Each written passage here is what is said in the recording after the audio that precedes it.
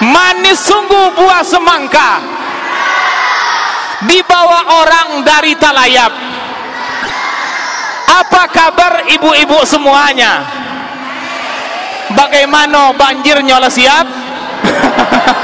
Belum? Masih ya?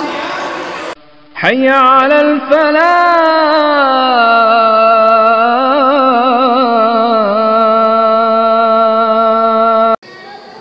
Assalamualaikum warahmatullahi wabarakatuh.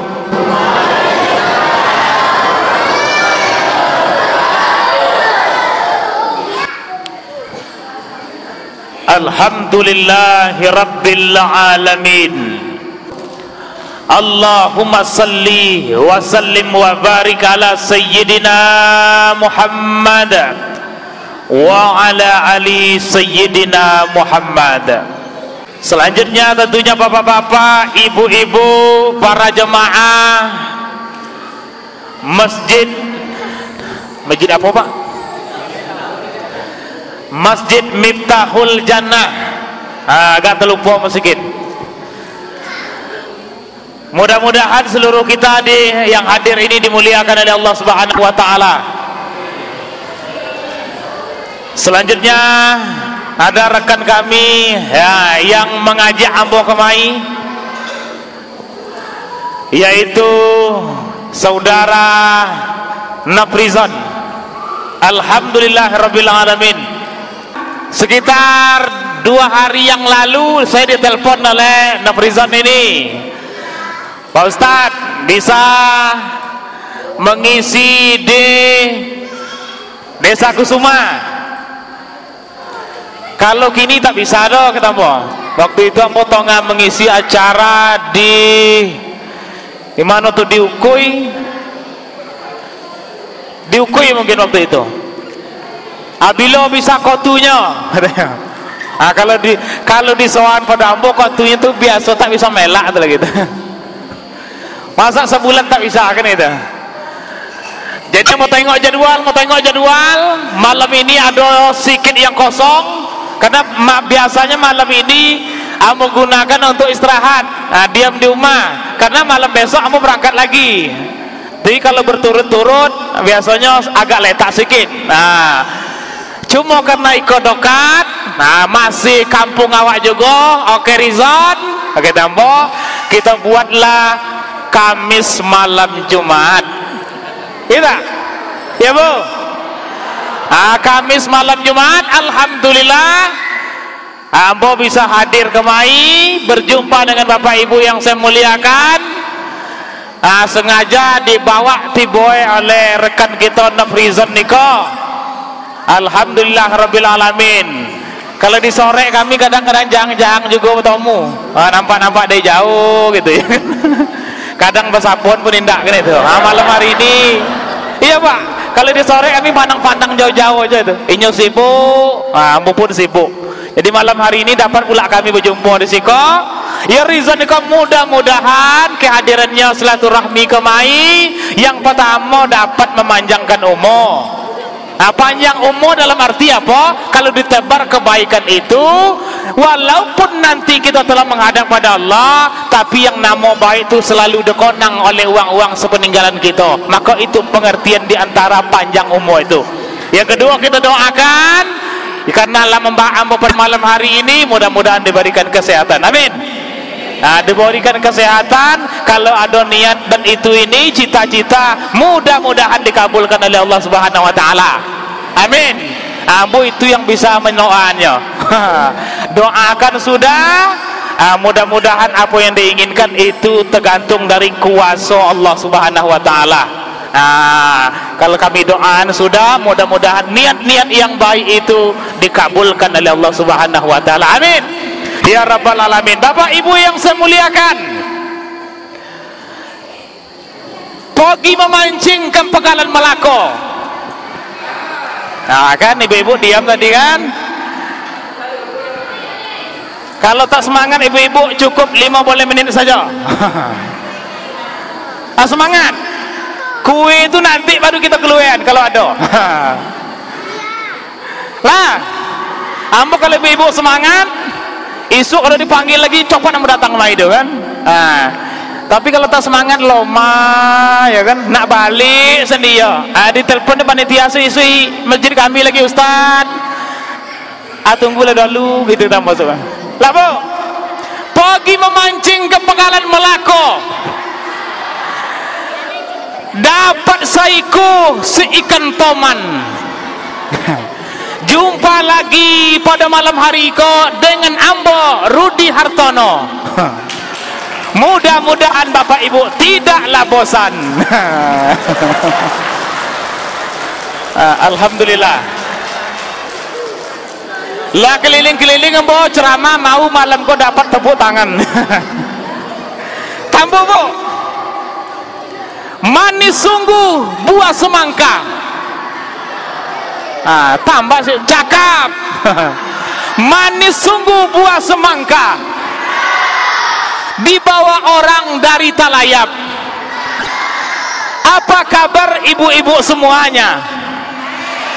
Bagaimana banjirnya lah siap? Belum? Masih ya? Mudah-mudahan bagi yang terdampak banjir diberikan kekuatan dan kesabaran dan diganti dengan amal ibadah. Amin ya rabbal. Bapak Ibu yang saya muliakan, pertama yuk sama-sama kita bersyukur kepada Allah. Mengapa kita bersyukur? Karena pada malam hari ini kita bisa hadir iko sebenarnya karena hati kita telah digerakkan oleh Allah Subhanahu wa taala. Betul tak? Ada yang datang sih kok karena mati lampu tadi. Perbaiki niat lagi. Bu, ada yang datang karena mati lampu? Saya jujur loh. Ambo di rumah nonton TV tak ya bisa, main HP sinyal tak ada, angat kipas angin AC tak hidup. Kalau gitu poin lah masjid. Ada. Kalau ada yang model itu, kita perbaiki lagi niat. Tak apa-apa. Kalau ada tadi, perbaiki niat kembali duduk di siko ya Allah. Kalau ambo hadir tadi ke masjid iko karena di rumah karena mati lampu, uang tak ada, angan kipas tak hidup, HP tak ada sinyal, TV tak bisa dihidupkan, makanya mau kemai. Tapi sampai di masjid iko ya Allah, ambo perbarui niat ambo betul-betul karena Allah, sehingga duduknya Bapak Ibu pada malam hari ini tercatat sebagai ibadah.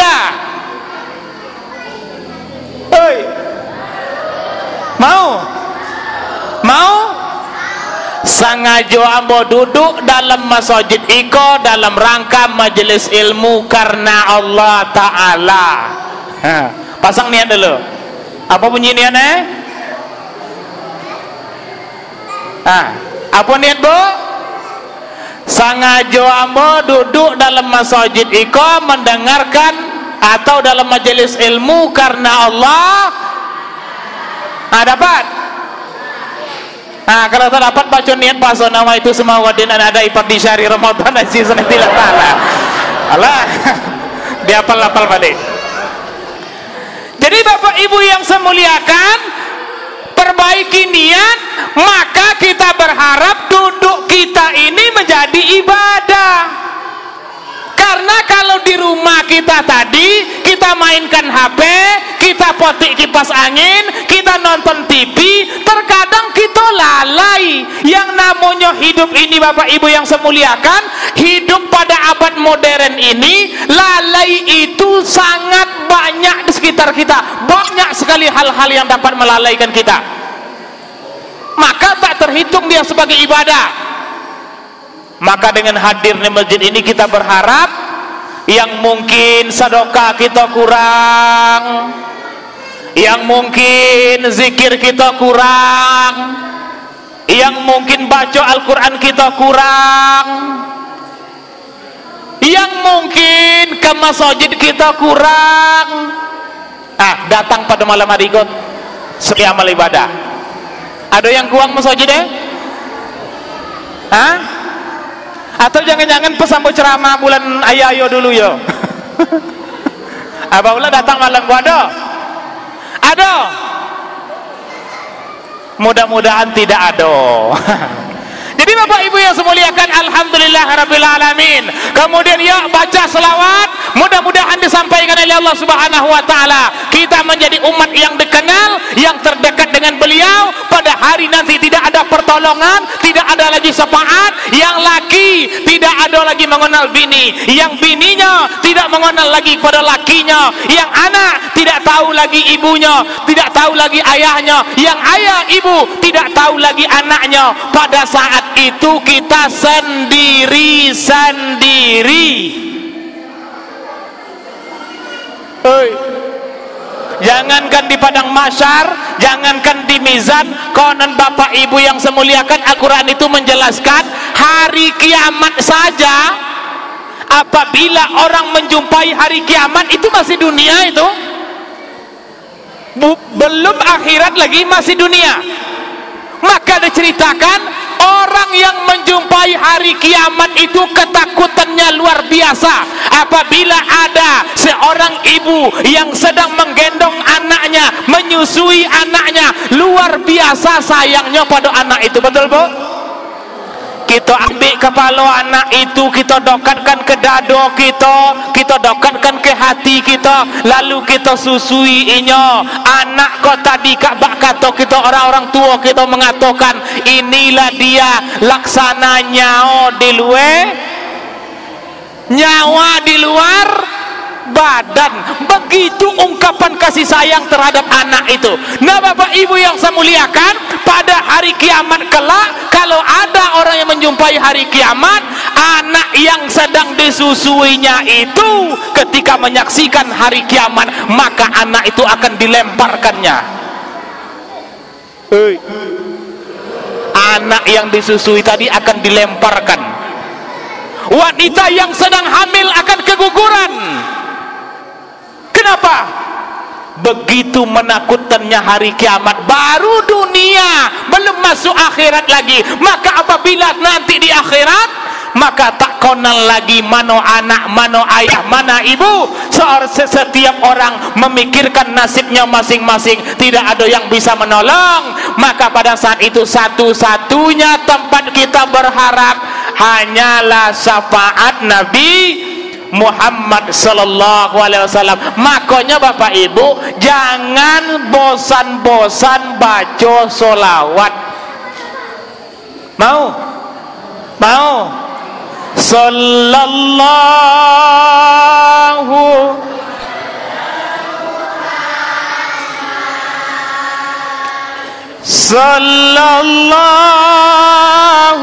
alaihi sallallahu ala Muhammad sallallahu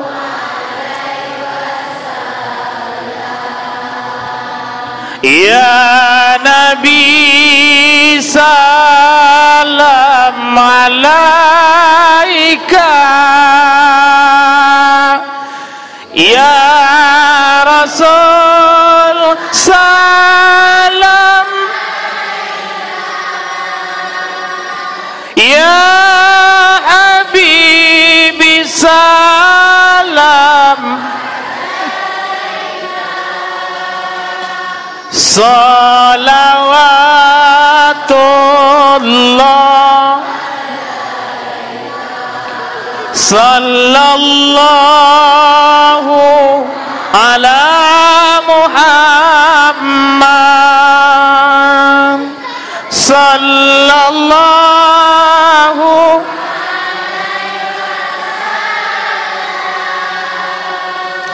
sallallahu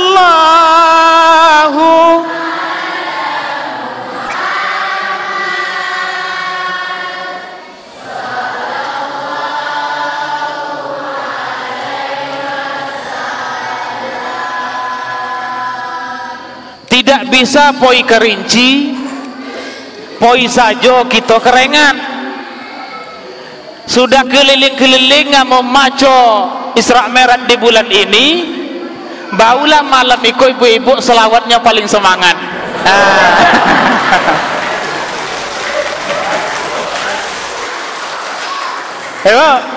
Biasanya ngantuk-ngantuk aja, sallallahu ala Muhammad. Aku semangat pula ya. Lah, Bapak Ibu yang semuliakan, kita Isra dan Mi'raj. Aku togak mo. Togak kot sekaligus, kalau duduk nanti langsung doa tuh. Ikut lama-lama deh Ibu. Jadi Bapak Ibu yang semuliakan, Isra dan Mi'raj di bulan ini salah satu peristiwa yang sangat besar dalam sejarah, peristiwa yang tak pernah tertandingi oleh apapun, perjalanan apapun oleh umat manusia hari ini sampai nanti hari kiamat. Tidak akan ada yang bisa menandingi perjalanan Isra dan Mi'raj. Mengapa demikian? Tak ada yang bisa menandingi Bapak Ibu yang semuliakan. Ada banyak alasan mengapa perjalanan Isra dan Mi'raj itu tidak akan bisa tertandingi oleh perjalanan umat manusia hari ini, bahkan nanti sampai hari kiamat.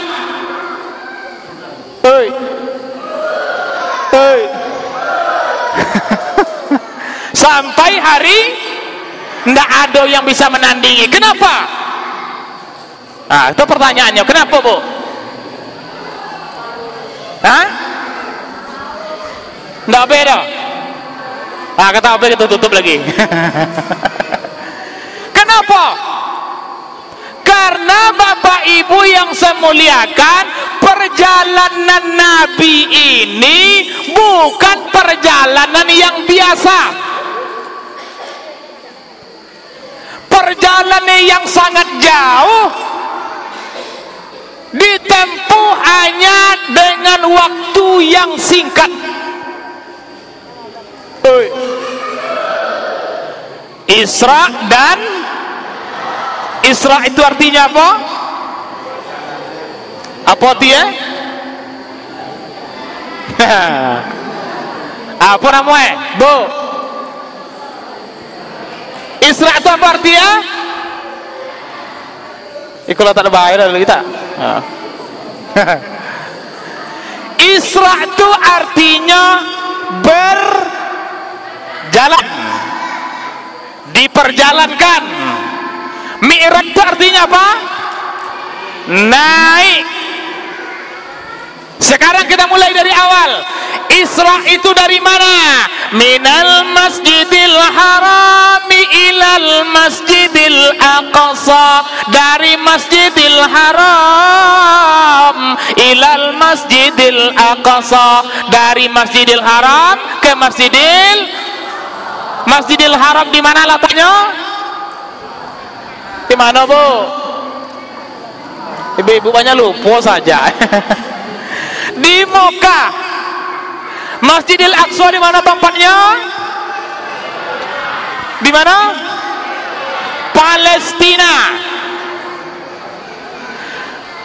Dari Mekah ke Palestina itu jaraknya lebih kurang 1.300 atau 1.500 kilometer.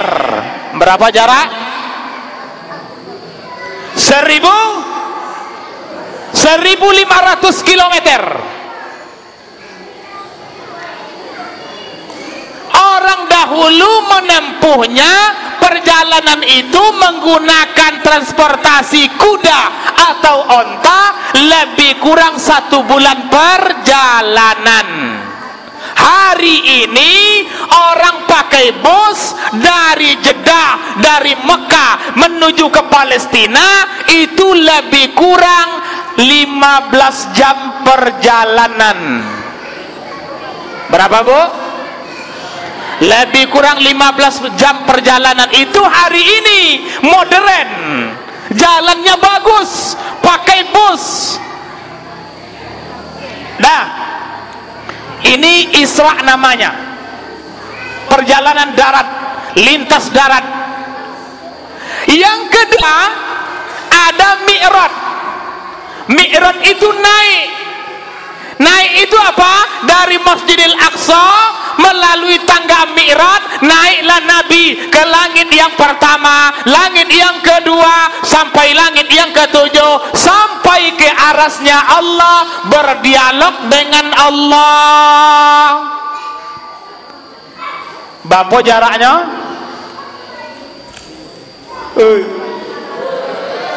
Berapa jaraknya?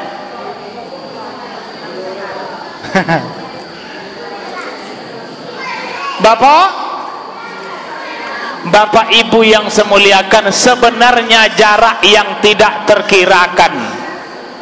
Di dalam salah satu hadis Nabi pernah membahas apa katanya, antara jarak satu langit ke langit yang kedua, satu langit ke langit berikutnya itu lebih kurang diperkirakan dalam hadis itu berjarak 500 tahun perjalanan. Bapak 500 tahun perjalanan. Kio-kio bisa dihitung tak? Tak bisa ya Pak?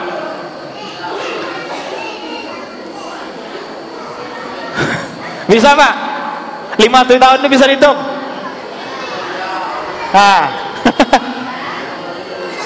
Bagaimana cara menghitungnya Ustaz? Sedang umur kita ya tak ada yang satu itu, betul? Ada yang satu sih kok? Bapak-bapak ada satu 90 ada? Mananya Pak? Tak tahu lagi. Ibu-ibu ada satu? Bu? Ada yang satu imunya? Iko betul nama Bang. Karena dari jauh Bang mau tengok silau lampu kok tak ada yang satu itu, rata-rata nampakmu 7 boleh semuanya. Hah? Kono silau lampu kok. Jadi kono silau lampu kok mau tengok 7 boleh semuanya. Kalau lah mati lampu nanti balik kok 60 balik. Jadi Bapak Ibu yang semuliakan, 500 tahun perjalanan itu sebenarnya adalah gambaran bahwa jarak itu tidak akan pernah terhitung oleh manusia.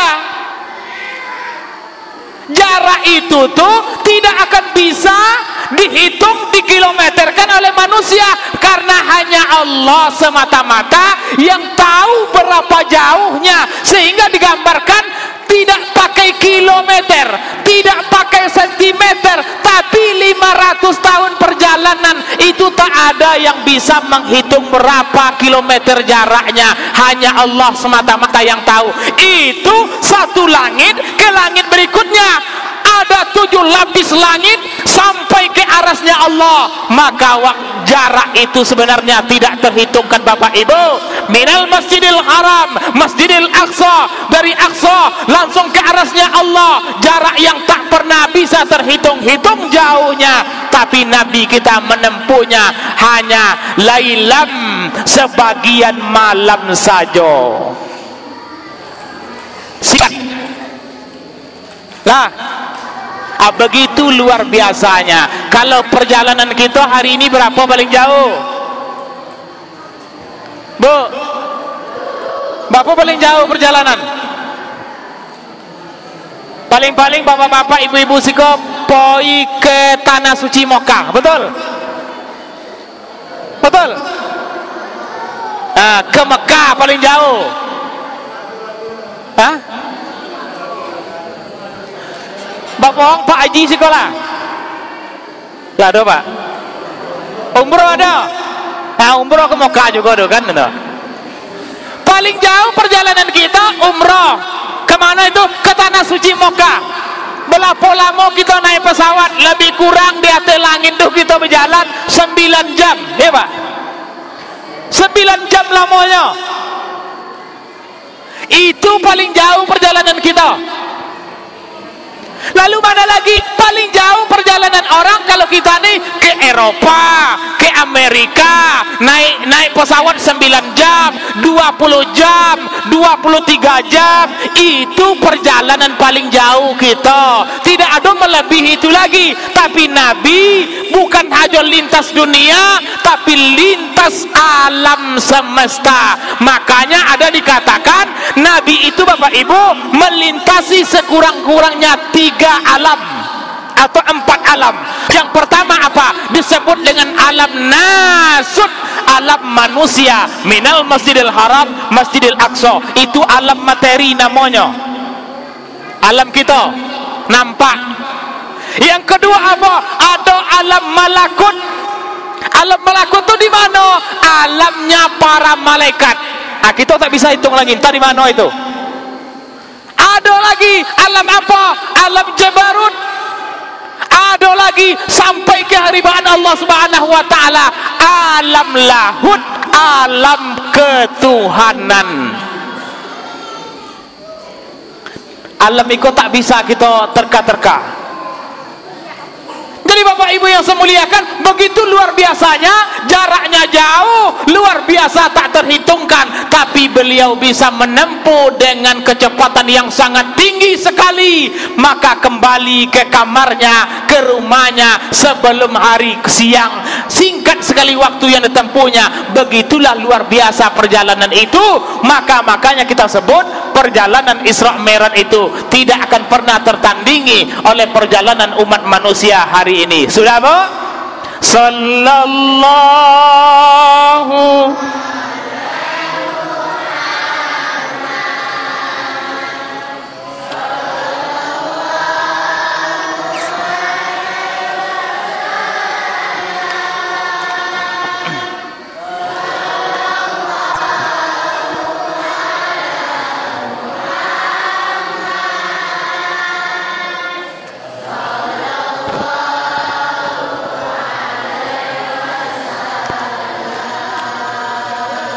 Ya Nabi salam,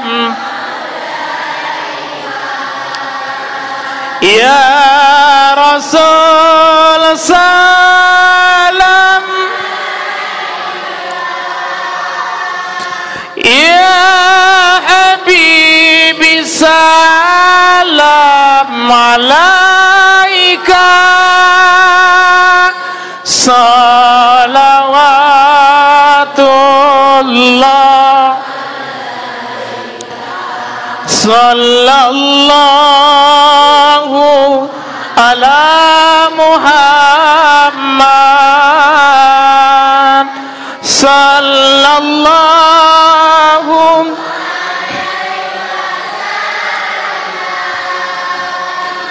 sallallahu ala Muhammad,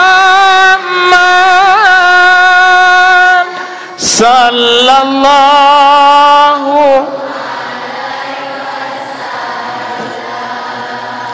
Bapak Ibu yang saya muliakan, iko yang terakhir lah, siap iko, kita tutup. Bapak Ibu yang saya muliakan, ada satu hal yang hendak mau sampaikan. Karena kalau kita sampaikan semua hikmah perjalanan Isra dan Mi'raj itu, maka Bapak Ibu yang saya muliakan bisa subuh nanti kita bawa siap. Sambung tahun depan lagi. Banyak sekali.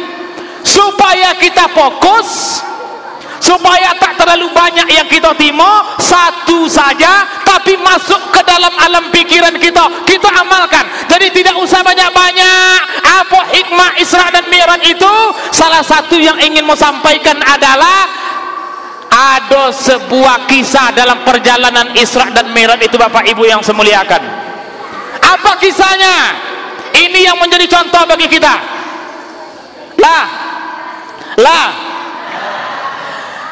Ketika Nabi Muhammad sallallahu alaihi wasallam melakukan perjalanan Isra dan Mi'raj ditemani oleh sahabat dekatnya. Siapa sahabat yang membawa Nabi itu Bapak Ibu? Siapa? Siapa yang mengawal Nabi Isra Mi'raj? malaikat Jibril. Siapa malaikat Jibril itu? Penghulunya para malaikat. Kalau kita umpamanya ada satu desa kok, malaikat Jibril itu kepala desa. Itulah contoh. Jibril itu penghulunya para malaikat, kedudukannya luar biasa di hadapan Allah Subhanahu wa taala. Maka ketika menemani Nabi dalam melakukan perjalanan Isra dan Mi'raj, maka mulai dari tempat tidurnya Masjidil Haram ke Masjidil Aqsa, naik langit yang pertama, yang kedua, yang ketiga, yang ketujuh ditemani oleh malaikat Jibril. Namun sampai pada suatu tempat yaitu disebut dengan alam lahud, alam ketuhanan. Maka pada saat itu Bapak Ibu yang saya muliakan, apa kata malaikat Jibril? Wahai Muhammad. Bu, apa kata Jibril? Nah, yang elok dikit, wahai Muhammad, gitu. Ulang balik, apa Bu? Nah, ibu-ibu tadi ngantuk nampak. Apa kata malaikat Jibril? Wahai Muhammad, sampai di siko sajalah Muhammad, sampai di sini sajalah Muhammad, saya menemani engkau. Nabi kita bertanya, kenapa Jibril? Dari bumi, dari tempat tidur aku, kau temani ambo sampai ke siko, tapi kau tak mau melanjutkan perjalanan lagi. Mengapa tak kau temani ambo lagi untuk menghadap kepada Allah? Apa kata malaikat Jibril? Wahai Muhammad, sesungguhnya kedudukan kita berbeda, makam kita berbeda, hanya engkau sajalah yang bisa melewati alam ini. Kalau seandainya saya ikut melewati batas ini, maka akan terbakarlah tubuh saya. Engkau Muhammad yang hanya satu-satunya makhluk yang diizinkan oleh Allah untuk melewati batas ini, sementara saya tidak diizinkan karena makam kita berbeda, kedudukan kita berbeda. Siapa yang bercakap itu, Ibu? Malaikat Jibril. Itu bayangkan, yang berbicara demikian malaikat Jibril. Muhammad, makam kita berbeda, hanya engkaulah yang diizinkan oleh Allah untuk sampai memasuki alam ketuhanan, saya tidak. Nah, dari sini Bapak Ibu yang saya muliakan, dapat juga kita ambil kesimpulan bahwa makhluk yang diciptakan oleh Allah Subhanahu wa taala, baik yang tinggal di bumi, baik yang tinggal di langit, baik yang tinggal di laut, yang di darat, dari golongan manusia, dari golongan jin, tumbuh-tumbuhan, hewan-hewan, semua yang diciptakan oleh Allah Subhanahu wa taala, tidak ada yang melebihi kehampiran Nabi kita dengan Allah Subhanahu wa taala, atau tidak ada satupun makhluk yang paling dekat kepada Allah selain Nabi Muhammad sallallahu alaihi wasallam, termasuk golongan para malaikat sekalipun. Luar biasa tak? Ya Bu?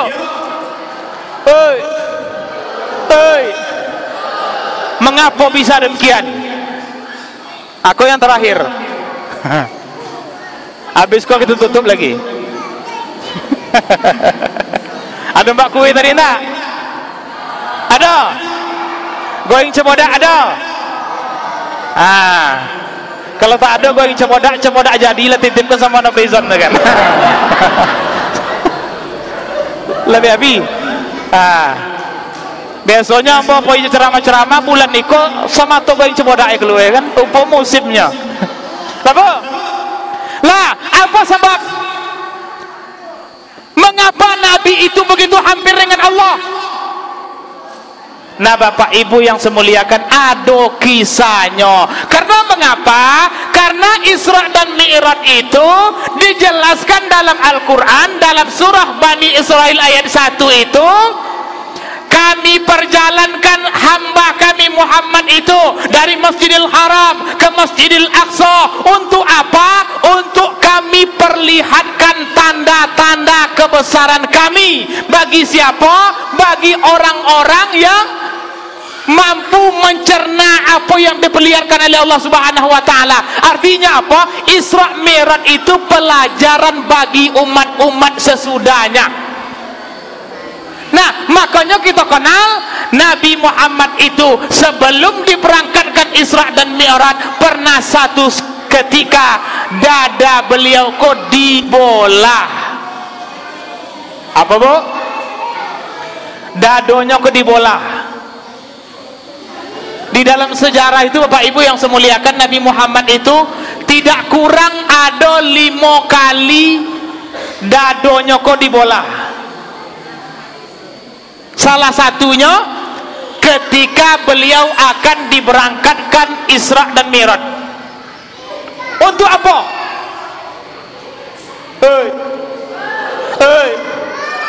Untuk apa?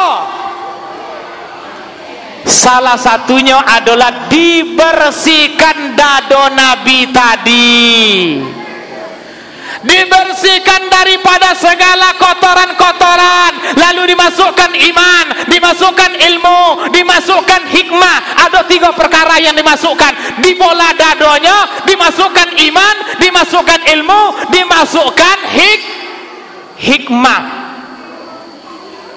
Bersih. Pada intinya yang kita ambil apa? Bersih. Apa yang bisa kita tangkap Bapak Ibu pada malam hari ini? Satu kuncinya, melalui kisah yang panjang Eko tadi, kita tengok di situ kalau kita ini umatnya Nabi Muhammad ingin hampir dengan Allah, ingin dekat dengan Allah, ingin terbuka hijab kita dengan Allah, tidak ada cara lain kecuali melalui yang pertama apa? Yang pertama mesti hati kita dibersihkan. Itu hikmahnya. Bu, kalau ingin hampir dengan Allah, ingin dekat dengan Allah, tersingkap hati kita dengan Allah, caranya bagaimana? Tidak ada salah satu jalannya kecuali yang pertama bersihkan hati kita tuh. Itu yang pertama. Makanya di dalam ajaran orang tua-tua kita, terutama yang menekuni ilmu tasawuf, dalam Islam tuh ada ilmu tasawuf, atau kalau masuk kampung disebut dengan ilmu tarikat, ya Pak ya. Ada lagi di bawah itu lagi cabangnya, orang kampung kita menyebut suluk. Hanya itu aja bangsanya tuh, suluk, tarikat, tasawuf, lebih luasnya. Tujuannya untuk apa? Tasawuf itu untuk apa? Tarikat itu untuk apa? Suluk tadi yang diajarkan di kampung-kampung itu untuk apa? Tidak ada lain tujuannya melainkan untuk berada sedekat mungkin dengan Allah, sehingga muncullah ma'rifatullah, mengenal kepada Allah. Maka suluk tadi, tasawuf tadi, tarikat tadi tidak ada gerbangnya kecuali kalau masuk ke sana meski dibuka pintunya dengan taubat.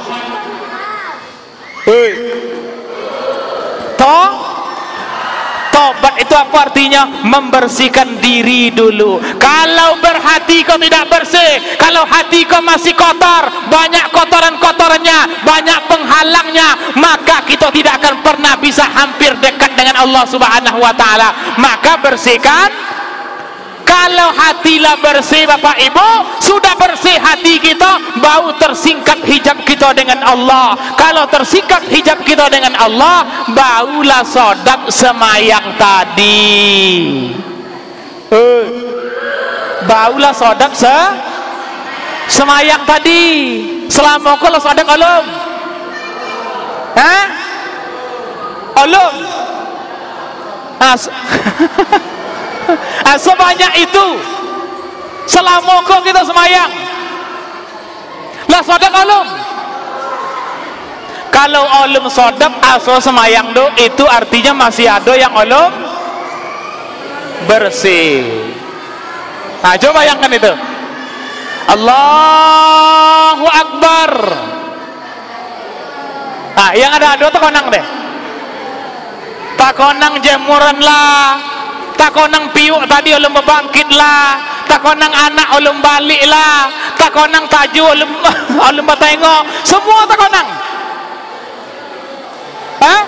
Akhirnya apa? Banyak yang tak konang. Allahu Akbar, itu tak konang, iko tak konang, yang barang yang hilang pun waktu sholat tak konang. Terlalu banyak pengonangan sampai lupa rakaat semayangnya. Sami Allahu liman hamidah. Iku rakaat bapo kok. Tiga atau 4 kok. Iyo lanjut yo. Iku baca ayat 3 ke. Buat lagi naik lagi kosannya lo 6 lah. Dia apa? Kenapa? Karena dalam sholat terlalu banyak yang takonang.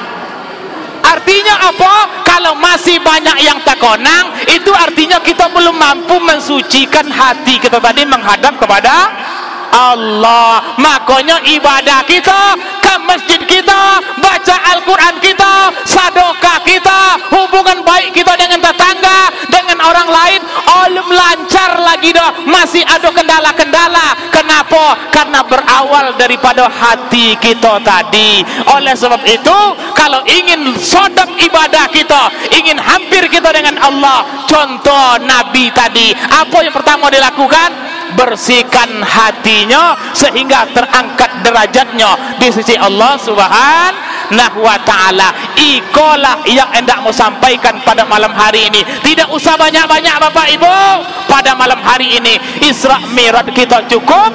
Ambil hikmahnya. Kalau kita ingin dekat dengan Allah, kalau ingin hampir dengan Allah, diawali dengan bersihkan hati kita. Bagaimana caranya?